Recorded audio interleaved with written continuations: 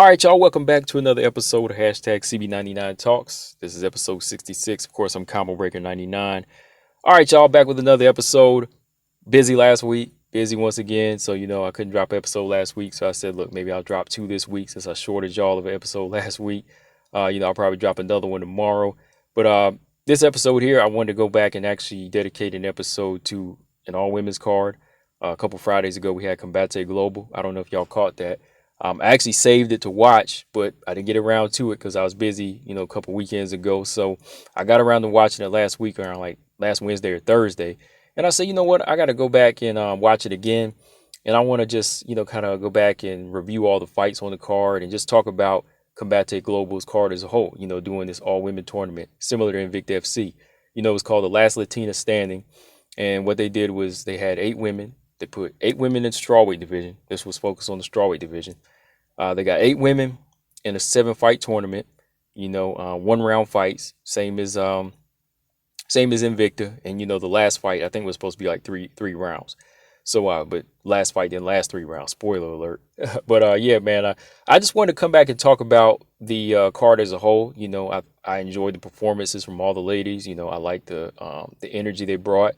Everybody was in there trying to make a statement. For the most part, all the fights had excitement to them. They all had some type of thrill to them. And I will say that the 2 that made it to the finals, which I'll talk about here in a minute, you got to keep an eye out for them.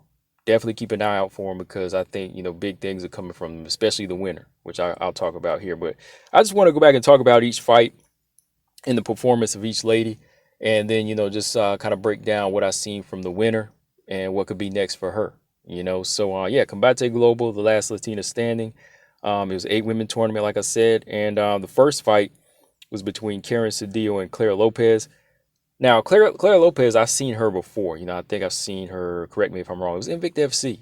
Yeah, maybe like a couple years ago, I seen her fight in Invicta FC. Maybe last year as well, Claire Lopez.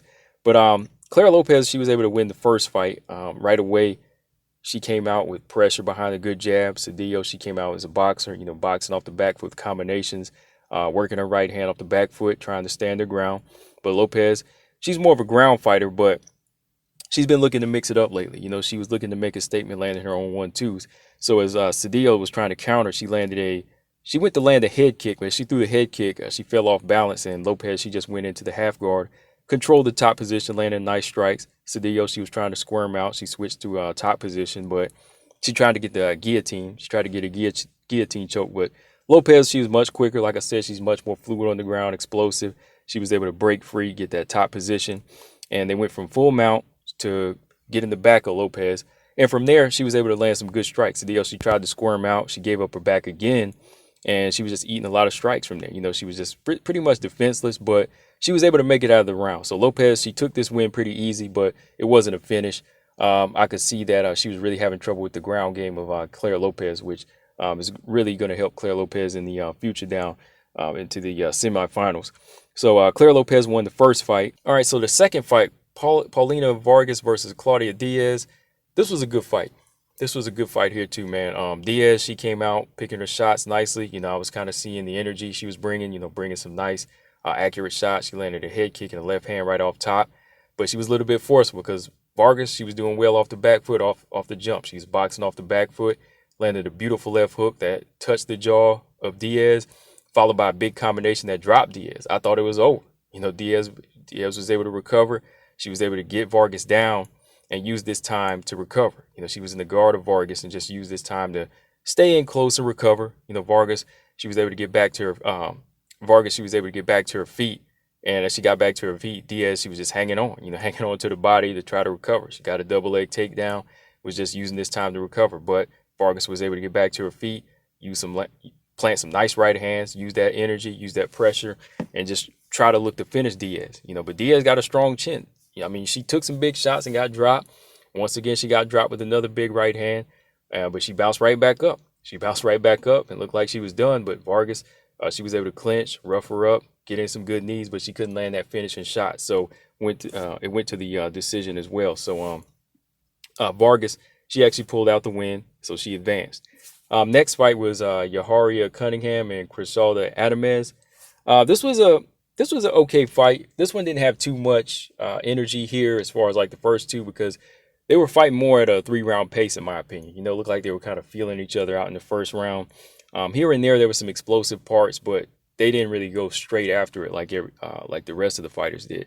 I think Cunningham, she was taking her time to set up her right hand. Now, she landed some good right hands, but Adamez, she was much quicker, you know, to go in and clinch and slow that pace down. So Cunningham, she went to pull guard and looked to control off of her back and look for that head and arm choke. But not much was happening here, you know, because Adamez, she kind of nullified it. So the ref had to stand him back up because it went like a minute on without any action. So Adamez, she gets her own takedown. You know, she picks up Cunningham and slams her. You know, she picks her up and slams her, gets her in side control. But again, not much work here. So referee had to stand them back up. So Adamez and Cunningham, they weren't really looking like I said, to fight the whole 1 round. They were just kind of picking their shots. So I'd say it was a close round. Cunningham did land the better shots and got a takedown, but I think the effective aggression from Adamez and the much more appealing takedown won her the round. You know, the way she was able to pick Cunningham up and slam her. So I think that helped Adamez advance. All right, so the next fight here, this fourth fight, Yasmine Jauregui versus Stephanie Frausto. Man, Jauregui, I'm going to call it Yasmine just to make sure I'm pronouncing her name right. But Yasmine, she's definitely one to look out for. I'm going to talk more about it when we get to the finals. But Yasmine, I like her style, you know, not just because she's a stand-up fighter, but she's explosive. She took full advantage of this 1 round and said, look, I'm going to make a big statement. She fought like this was the last round in the fight. Right away, she was using her range and leg kicks, but and then picking her shots, you know, at angles. But then all of a sudden, she just unloads combinations for like 10 seconds on Stephanie Frausto. I mean, she's unloading shots, just backing her up and tagging her. Now, Frausto, she's able to land some shots up the middle. She lands a good right hand, left hook up the middle. And I think if she was a little bit more patient, she would have been able to land some good counters and maybe rock Yasmine, because Yasmine was letting it go. But I think she was really intimidated by this. So Yasmine just let off the barrages and she just kept coming. So Frausto, she tries to switch up and she tries to switch levels and clinches up. Yeah, she clinches up with Yasmine, but Yasmine uses that strength to press Frausto to the cage and land some good knees to the body. So from here, I can see good work on the inside, good work on the outside from Yasmine. You know, she takes the fight to the ground, goes back to standing, landing some kicks on Frausto's back and leg because Frausto was just kind of like laying there. So she takes a step back and they go back to standing up. And it's all Yasmine from there, just using angles, picking her shots, body shots, landing right hands, and just finishing the round strong with combinations. So Yasmine Jauregui, she was able to advance on. So going into the semifinals, this was a good fight. Claire Lopez and Paulina Vargas. Claire Lopez and Paulina Vargas. Both of these fighters, they were in the center looking to get their offense going, dictate that pace with their hands. Lopez, she was sticking that jab out. Vargas, she was landing a nice left hook right away. Every time Lopez would step in, Lopez, she was landing her right hand. You know, so it was like battle of the left and right, you know. They exchanged a few good power shots, you know, nice power shots from both fighters. But Lopez, of course, using her IQ, you know, knowing she has the ground game, she gets the fight down to the ground. She's throwing Vargas off, making you think it's a stand-up fight. You know, she switches levels, takes Vargas down. Vargas gets the fight back up, but Lopez, she sticks out another right hand, gets another takedown with ease. You know, this is what she wanted to do. She wanted to take it to the ground. She knew she had the other level. So getting that full mount, she's able to put that weight. She's able to put that weight on Vargas and get the back of Vargas. She's able to transition to the back quick. She flattens Vargas out. Starts locking in that choke. Vargas, she wasn't making it easy. You know, Vargas was trying to get out, but she doesn't really have the ground game that Lopez does. So Lopez flattened her out, put the weight on, landed some strikes, got that arm up under the neck. Next thing you know, Vargas is tapping.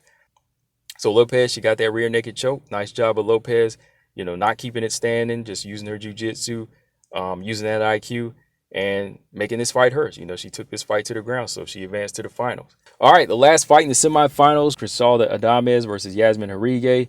Once again, Yasmine, she's taking control of the center of the octagon with those leg kicks and speed, just measuring her distance well. She's able to get those combinations off and dip out, kind of like Manny Pacquiao. You know, she's in and out.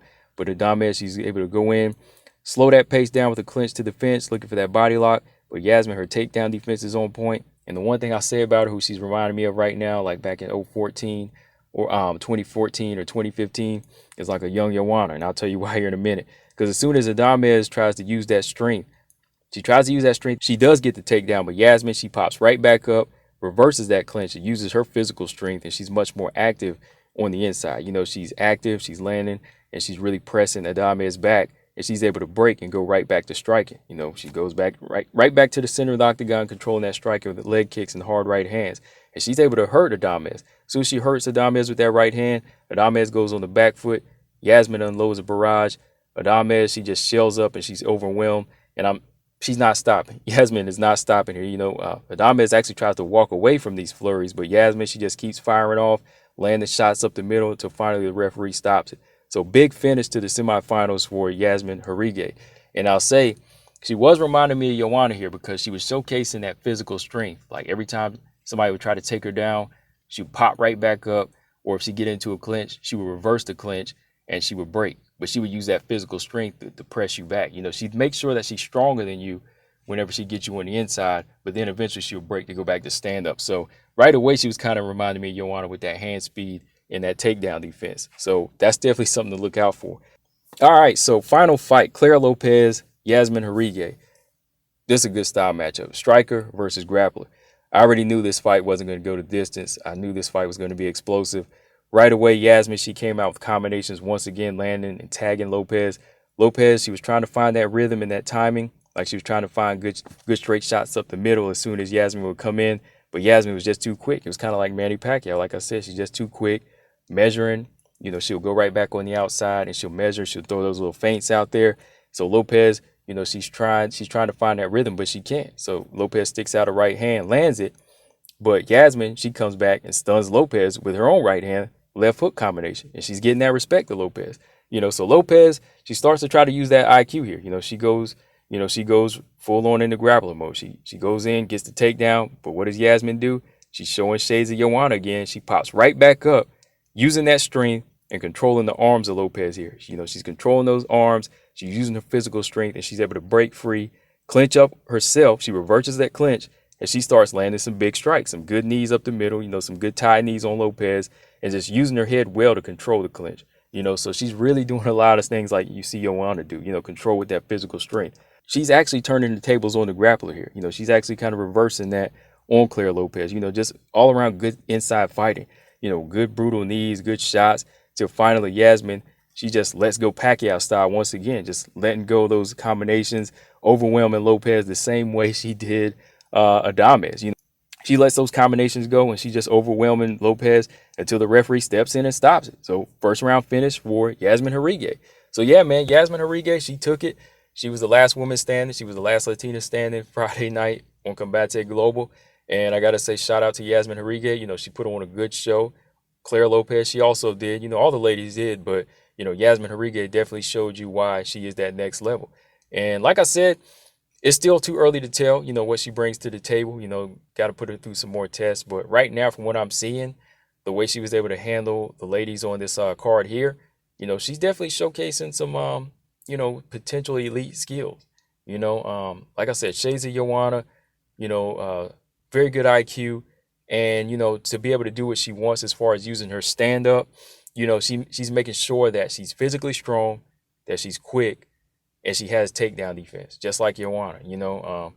If you want to be a stand-up fighter, your takedown defense has to be on 100. And that's what Yasmine Jauregui made sure it was in this tournament. She said, hey, take her down, I'm popping right back up. Or if you try to clinch with me, hey, I can clinch with you. I can knee you in the body. I can rough you up on the inside, and I'll break with these elbows. Then I'll go right back to overwhelming you with combinations, just like she did Adamez, and Claire Lopez. So yeah, man, shout out to all the ladies. They put on a good showing. Congratulations to Yasmine Jauregui. I think big things are going to come from this. She might fight a few more times in Combate Global, but who knows? You might see her in a Contender Series.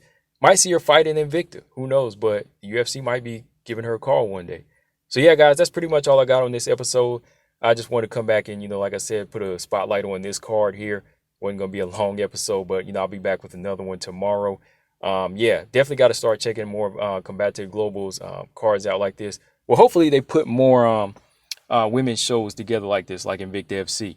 I know that Combate Global does both men and women, but hopefully they put more tournaments together like Invicta FC does with the Phoenix series.